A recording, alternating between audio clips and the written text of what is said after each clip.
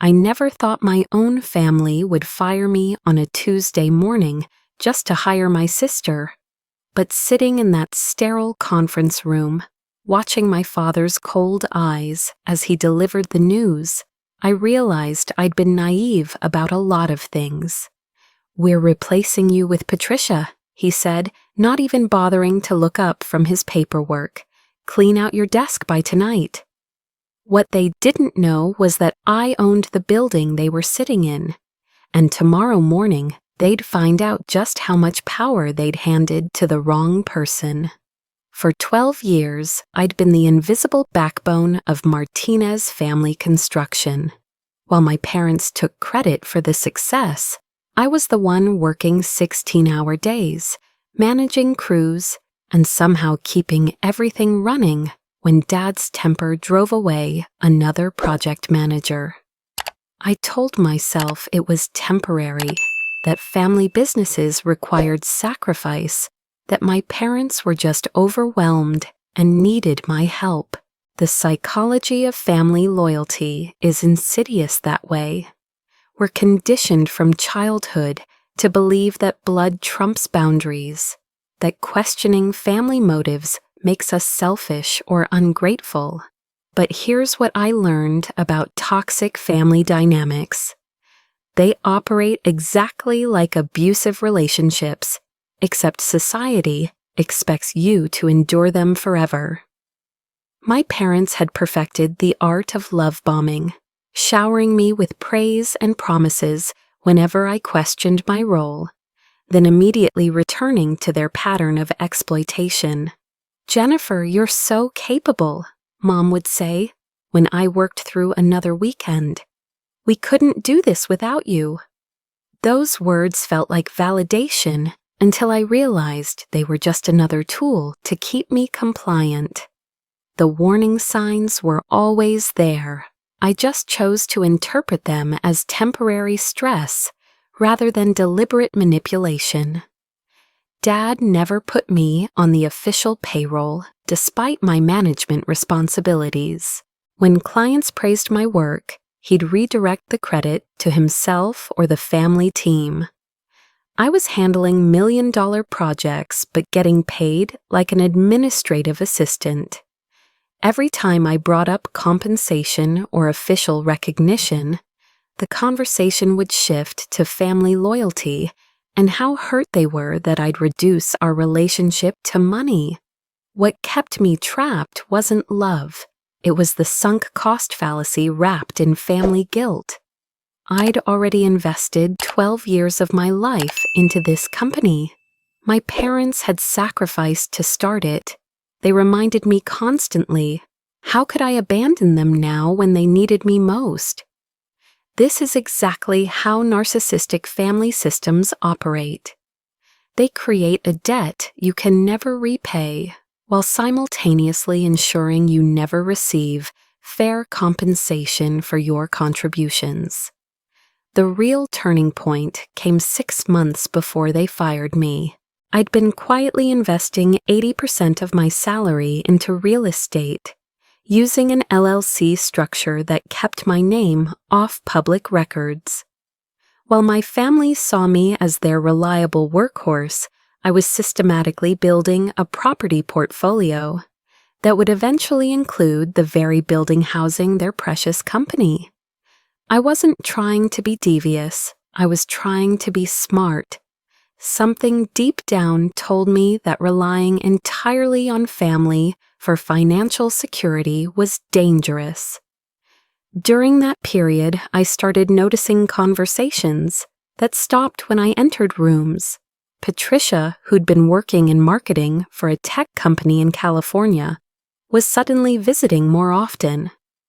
She'd earned her MBA 2 years earlier and had been making subtle comments about bringing fresh perspectives to family businesses. I should have seen what was coming, but part of me still believed that competence and loyalty would protect me. The birthday betrayal that changed everything happened on a Wednesday morning that started like any other. Dad called a family meeting, which usually meant discussing new contracts or project timelines. Mom, Patricia, and I gathered in the conference room while Dad shuffled papers with unusual formality. "We've been discussing the company's future," he began, and something in his tone made my stomach drop. "Patricia has decided to leave her job and join the family business full-time." My first thought was excitement. Finally, some help with the overwhelming workload. But then Patricia avoided my eyes, and Mom's expression looked guilty rather than happy. "We think it's time for some fresh leadership," Dad continued. "Patricia will be taking over operations management, effective immediately." The room seemed to tilt. Operations management, that was my job. The job I'd been doing without official recognition for 5 years. "What does that mean for my role?" I asked, though part of me already knew. Patricia finally looked at me, and I saw something I'd never expected from my sister: cold calculation. "Jennifer," Dad said, "we appreciate everything you've done, but it's time for you to explore other opportunities. Consider this your 2 weeks' notice." 2 weeks' notice from my own family for the job I'd been doing without proper compensation or recognition while they built their reputation on my work. The betrayal was so complete, so casual, that I almost laughed. Instead, I heard myself asking, "So you're firing me to hire Patricia?" "We're restructuring," Mom said quietly. "Patricia has an MBA. She understands modern business practices." The implication hung in the air like poison, that my 12 years of actual experience meant nothing compared to Patricia's 2-year degree and 0 construction industry knowledge. But here's what they didn't understand about me. I'd learned to compartmentalize emotions from strategic thinking during those years of managing their chaos. While they expected tears or arguments, I was calculating. I owned their building through my LLC. Their lease was month to month and hadn't been updated in 3 years. They owed me approximately $40,000 in back wages if I calculated overtime properly. And most importantly, they had just eliminated the only person who understood how their business actually operated. "I understand," I said calmly. "I'll clean out my desk today." The relief on their faces was almost insulting. They'd expected drama, guilt trips, family loyalty speeches. Instead, I was already 3 steps ahead, planning their professional destruction with the same methodical approach I'd used to manage their projects. Walking back to my desk, I felt something I hadn't experienced in years: complete clarity. The family loyalty that had blinded me for over a decade dissolved instantly. These people weren't my family, they were business partners who had just terminated our relationship in the most brutal way possible. And like any terminated business relationship, it was time to collect what I was owed. That afternoon, while packing my personal items, I called my property attorney. "It's time to exercise our options on the Martinez building lease," I said. "I want them out in 30 days. Legal eviction procedures in our state required 30 days' notice for commercial tenants. I'd be giving them exactly what they'd given me, just enough time to panic. The beautiful irony wasn't lost on me. While they celebrated getting rid of their outdated operations manager, they had no idea they'd just eliminated the only person who knew their lease was controlled by the quiet woman they'd systematically undervalued for 12 years. Patricia might have an MBA, but she'd never read a commercial lease agreement or dealt with building management companies. She was about to get a very expensive education in the consequences of family betrayal. That evening, I sat in my apartment, the same modest apartment I'd maintained while building my real estate empire, and drafted the eviction notice. Not because I was angry, though I was, not because I wanted revenge, though the poetic justice was satisfying. I did it because they'd taught me that family relationships could be terminated with 2 weeks' notice. They'd just never imagined that lesson would apply to them. The next morning would bring their education in power dynamics. And for the first time in 12 years, I was excited about going to work. The morning I delivered justice came exactly 30 days after they fired me. I'd spent those weeks watching from a distance as Patricia struggled to understand the business they'd so confidently handed her.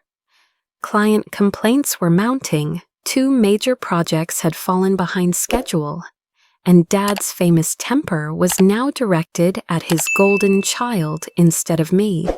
Perfect timing is everything in strategic accountability. And 8 a.m. on a Thursday was when the sheriff would deliver their eviction notice.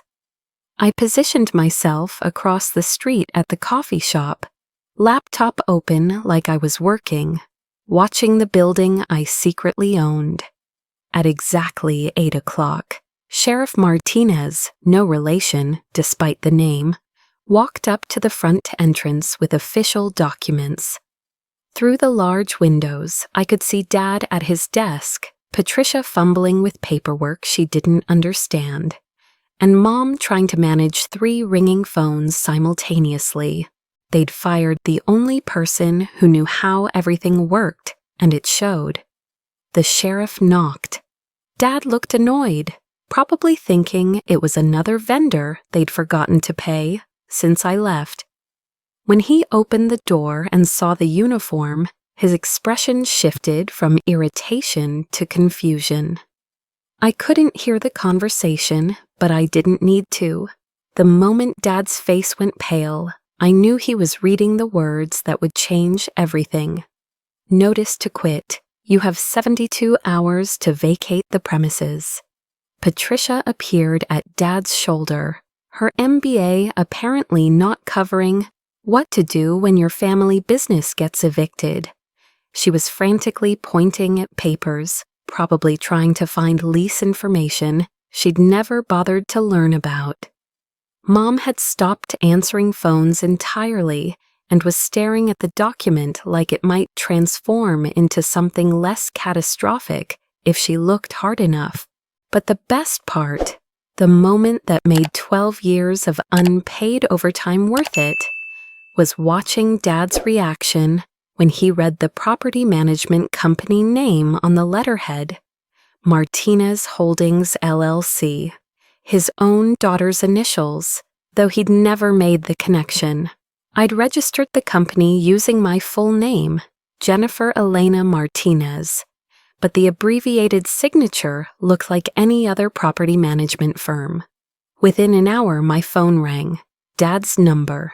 I let it go to voicemail, then listened to 3 minutes of incoherent shouting about impossible situations and family emergencies. The second call came from Mom, her voice shaking as she begged me to call back about some terrible mistake with the building. Patricia left a voicemail that started professionally. Hi, Jennifer, we're experiencing a property management issue, but devolved into panic by the end. I didn't return their calls.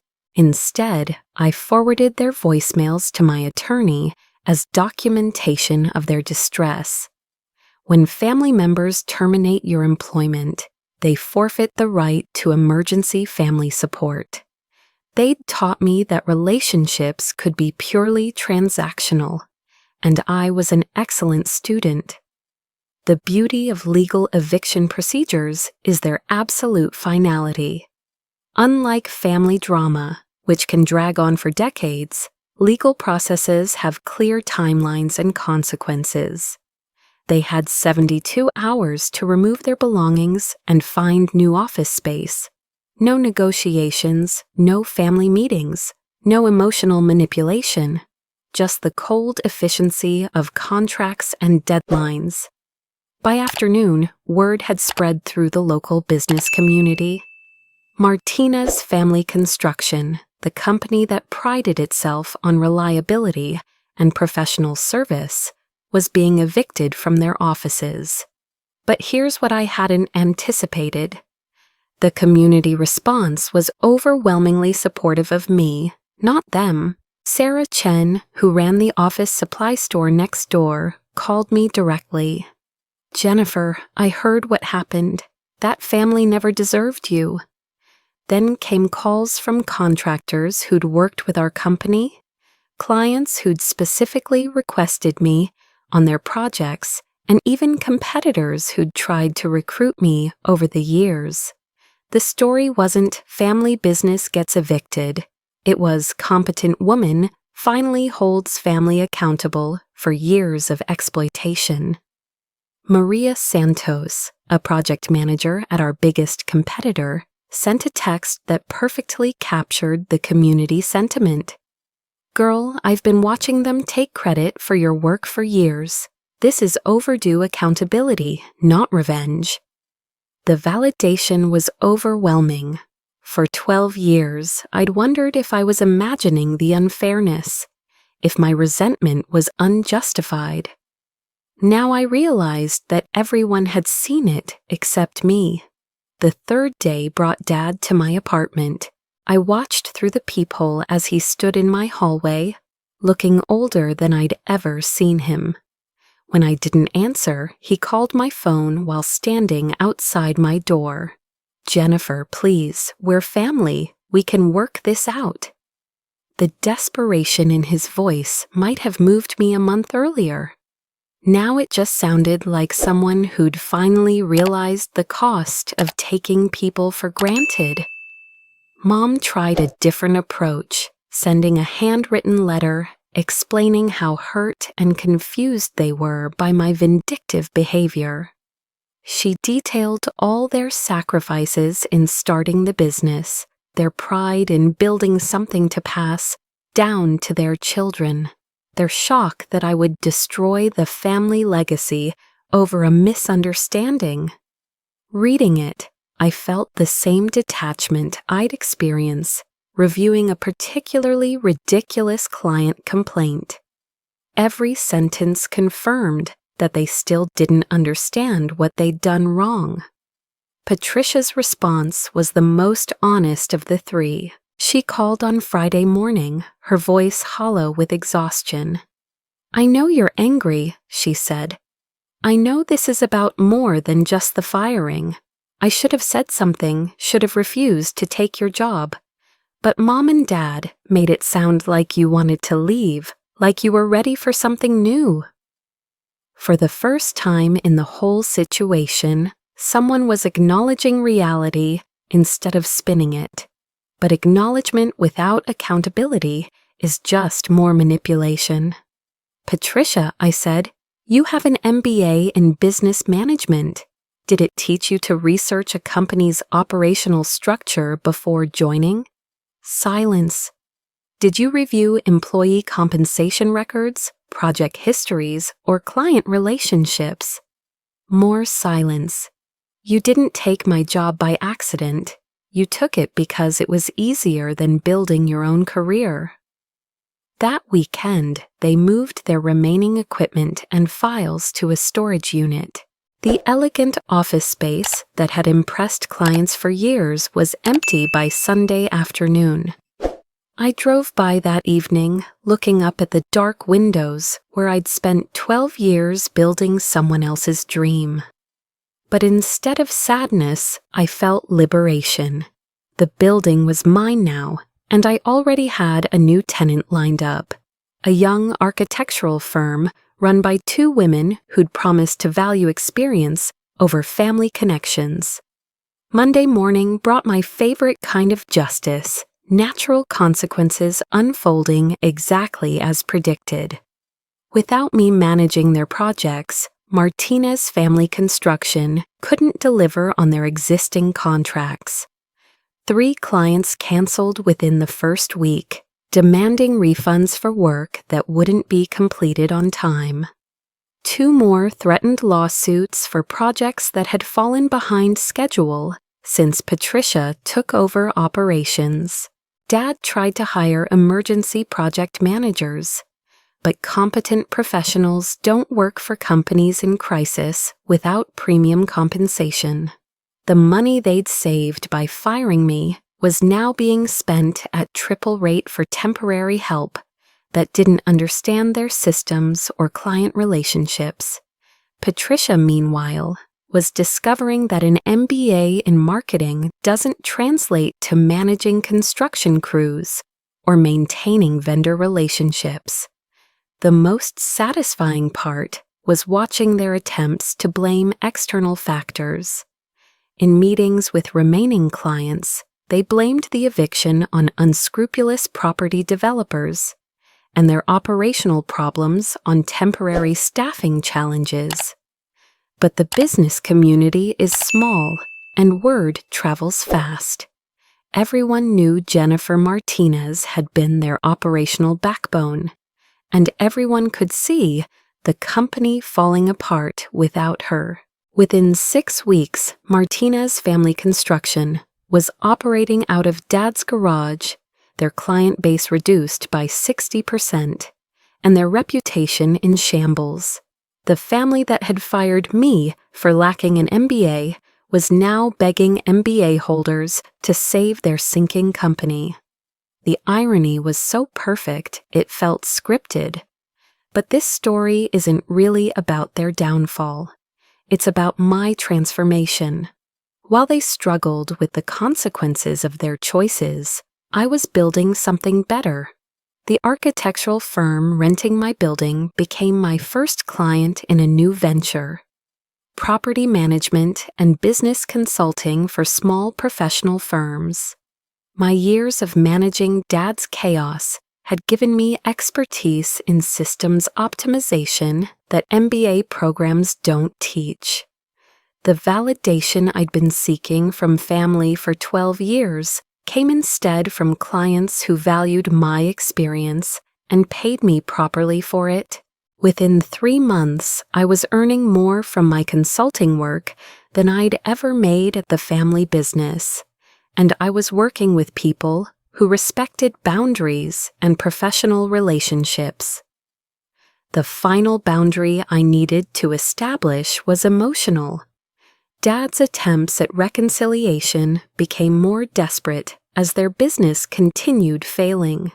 He'd call with family emergencies that required my help, childhood memories meant to trigger guilt, and promises of partnership if I'd just come back and fix everything. Each call was easier to ignore than the last. Mom took a different approach, enlisting relatives to mediate our family disagreement. Aunt Rosa called to explain how proud my grandparents would be of the family business and how disappointed they'd be in my selfishness. Uncle Miguel suggested family counseling to work through our communication issues. The extended family pressure campaign was predictable and completely ineffective. The truth I'd learned about toxic family systems is that they can't survive without enablers. When the primary enabler, me, removes herself completely, the system collapses under its own dysfunction. They needed my competence, my loyalty, and my willingness to accept less than I deserved. Without those elements, they were just 3 people with incompatible skills, trying to run a business they didn't understand. 6 months after the eviction, I attended a local business association meeting where Patricia was presenting about adapting family businesses to changing markets. Her presentation was polished but hollow, all theory with no practical experience. During the question period, someone asked about managing operational transitions during leadership changes. Patricia's answer was textbook perfect and completely useless. When the same person asked me as a property management consultant. From my perspective, I gave concrete examples of businesses that succeeded by investing in experienced personnel, and businesses that failed by prioritizing credentials over competence. I never mentioned Martinez Family Construction by name, but everyone in the room understood the subtext. After the meeting, Patricia approached me. "I know you'll never forgive us," she said, "but I need you to know I understand now. What we did was wrong, and I'm sorry." It was the apology I'd needed to hear 6 months earlier. Now it felt like closure rather than vindication. "Patricia," I replied, "forgiveness isn't the issue. Boundaries are. You're welcome to build your own successful career, but it won't be built on my foundation."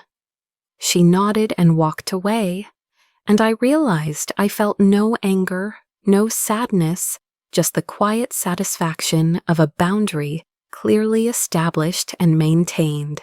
Today, 2 years later, I own 4 commercial properties and run a thriving business consulting firm. My clients respect my expertise, pay my rates without negotiation, and understand that professional relationships require mutual benefit. The family that fired me for lacking credentials now struggles with basic operations, while I've built something sustainable on actual competence. The most unexpected outcome of standing up to family exploitation was discovering my own worth. For 12 years, I'd accepted their valuation of my contributions. Now I set my own prices and work only with people who meet my standards. The confidence that comes from building something entirely your own is incomparable to any validation family might offer. Sometimes people ask if I miss working with family or if I regret how things ended. The answer is simple. I miss the person I thought my family was, but I don't miss the reality of who they actually were. Building a life based on your own merit instead of other people's approval is the best revenge, because it's not revenge at all, it's freedom.